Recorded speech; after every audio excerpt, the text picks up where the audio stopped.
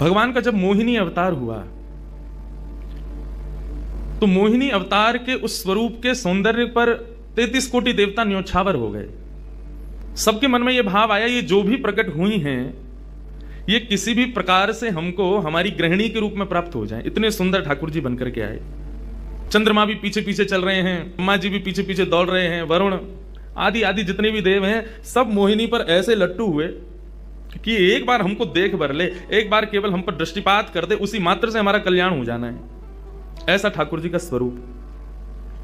परंतु उन 33 कोटि देवताओं में एक देव ऐसे हैं जिनका मोहिनी के प्रति ऐसा कोई दुर्भाव नहीं था, और वो देव थे सूर्य। सूर्य ने जब मोहिनी के सौंदर्य को देखा तो उनके मन में भाव आया, इतनी सुंदर, इतनी सुकुमारी, इतनी कोमल, इतनी मधुर, सबको तो लगे हमारी पत्नी बने, लेकिन सूर्य को लगे मेरी बेटी बन जाए, मुझे पुत्री रूप में प्राप्त हो जाए।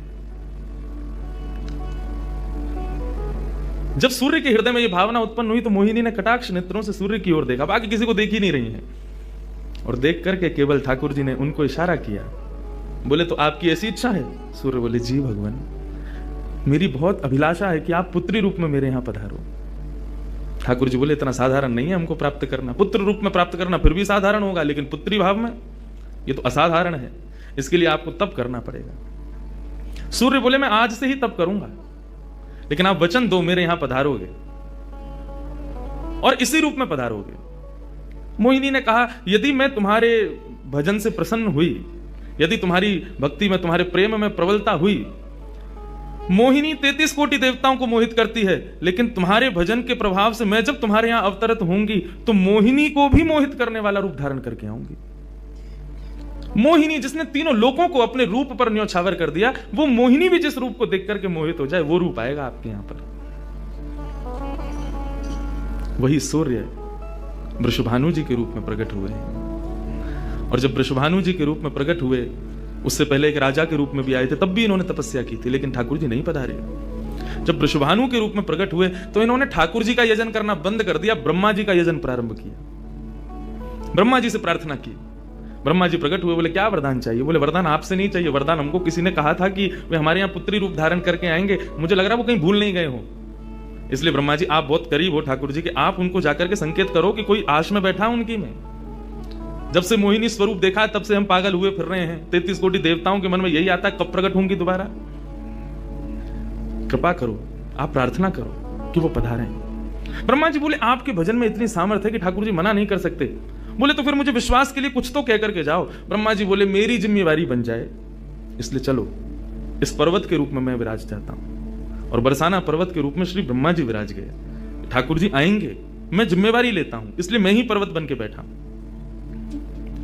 ब्रह्मा जी ने जाकर के प्रार्थना की। ठाकुर जी बोले मैं तो सच में ही भूल गया था कि मुझे जाना है। बोले भगवान वो बहुत प्रतीक्षा कर रहे हैं आपकी। वृषभानु जी का भजन कैसा बताया।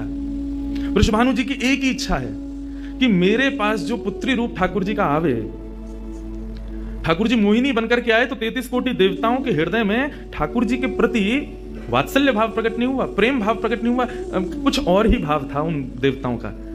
वृषभानु जी कह रहे हैं कि मैं ऐसी पुत्री पाना चाहता हूं जिसको देख करके काम नष्ट हो जाए, काम का भी मर्दन हो जाए, सामने वाले के हृदय में एक दिव्य प्रेम प्रकट हो, निष्काम प्रेम, अनकंडीशनल लव किसे कहते हैं, इसका प्रसाद पूरी दुनिया को देने वाली ऐसी पुत्री मेरे घर पधारे। स्वार्थ सिद्ध प्रेम सब करना जानते हैं, लेकिन निस्वार्थ प्रेम किसे कहते हैं, वो ठाकुर जी का वो शक्ति स्वरूप ही सबको बता सकता है। ब्रह्मा जी की प्रार्थना हुई ठाकुर जी से। ठाकुर जी अपने वैकुंठ में विचरण कर रहे हैं, विचार कर रहे हैं कैसे करूं, नंद यशोदा के यहां भी जाना है, देव की वसुदेव के यहां भी पुत्र बनना है, पहले से ही 4 मम्मी पापा हैं हमारे, तो ये 2 मम्मी पापा और कैसे बनाऊं, 6 माता पिता। तब ठाकुर जी विचरण कर रहे थे, तभी एक खंभ में मणि, उस मणि में ठाकुर जी ने अपना प्रतिबिंब देखा। ठाकुर जी अपना प्रतिबिंब नहीं देखते, क्यों? बहुत कम देखते हैं। जब श्रृंगार आरती होती लाल जी की तभी इनको प्रतिबिंब दिखाते हैं, और उस प्रतिबिंब में भी इतने इतराते हैं महाराज, उसमें भी स्वयं को देख करके खुश हो जाते हैं, वाह मैं कितना प्यारा लग रहा हूं। अपना प्रतिबिंब ठाकुर जी इसलिए नहीं देखते क्योंकि स्वयं ठाकुर जी मोहित हो जाते हैं खुद ही पर। जैसे ही ठाकुर जी ने स्वयं का प्रतिबिंब देखा, प्रतिबिंब देख के आगे बढ़े, लेकिन ठाकुर जी मन में विचार करने लगे मुझे सबके स्वभाव प्रिय हैं, लेकिन अपना यदि देखूं तो अपना प्रतिबिंब बहुत प्रिय है। जब स्वयं को देखता हूं प्रतिबिंब में तो ऐसा लगता है कि मानो जो सबको मोहित कर रहा है वो स्वयं को जब देखे तो खुद भी मोहित हो रहा है, क्योंकि प्रतिबिंब कभी झूठ नहीं बोलता। प्रतिबिंब का ये स्वभाव है, आप जैसे हो वैसा आपको दिखाता है। ठाकुर जी ने जब प्रतिबिंब देखा, अपने उस प्रतिबिंब स्वरूप को ठाकुर जी ने स्थिर कर दिया, और स्थिर करके अब तो ठाकुर जी लाए महाराज लक्ष्मी जी की पूरी पेटिका लेकर के आए श्रृंगार की, और अपने प्रतिबिंब स्वरूप को ही उन्होंने श्रृंगार करना प्रारंभ किया। किशोरी जी के श्रृंगार का इतना भाव बताते हैं, किशोरी जी की नथ बेसर ऐसी, किशोरी जी के कान के कुंडल ऐसे, किशोरी जी के पांव की महावर ऐसी, क्यों ना हो, क्योंकि श्याम सुंदर ने श्रृंगार किया है।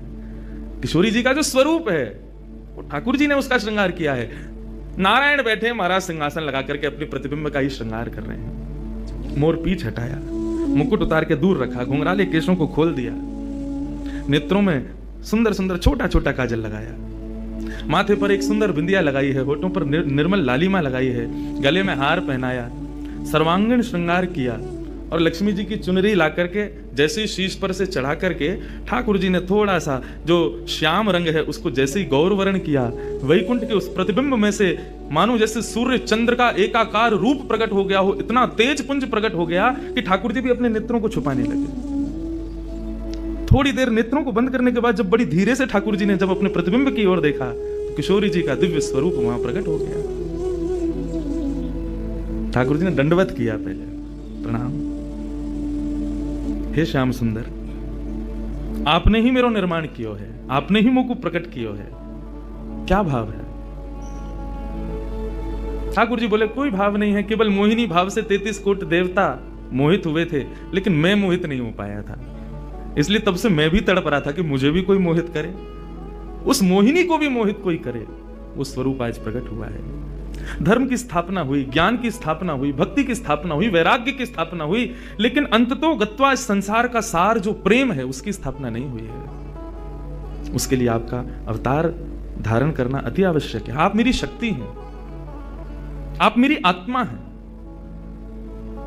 पूरा विश्व और पूरे विश्व की दिव्य चेतना किसकी प्राप्ति के लिए दौड़ रही है कि आत्मा एक दिन परमात्मा में मिल जाएगी, लेकिन उस परमात्मा में आत्मा जो विद्यमान है वही तो किशोरी जी हैं। उस आत्मा की परमात्मा की जो आत्मा है वही तो श्री राधा जी हैं। लोग उनके रूप को नहीं समझ पाते। किशोरी जी से प्रार्थना की ठाकुर जी ने कि आप पधारो और प्रेम की स्थापना के लिए आप भूमंडल पर सूर्य के ही अवतार वृषभानु जी के यहां पर आप अवतरित हो। तब किशोरी जी ठाकुर जी की बात मान करके और वृषभानु और कीर्ति के यहां पर अवतरित होती हैं।